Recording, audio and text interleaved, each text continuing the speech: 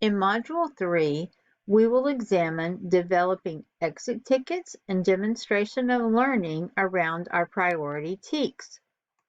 We will also look at success criteria and guidelines. We will also examine instructional technology proficiencies for your grade level and consider how is this impacting our teach and learn from home demonstration of learnings. We'll look at a variety of exit tickets, and we'll also ask you to consider that criteria and those examples as you create your own exit tickets in line with the standard that you have been working with. We'll also ask you to spend some time thinking about what are your plans for the teach and learn at home time if there are students who do not have access to technology.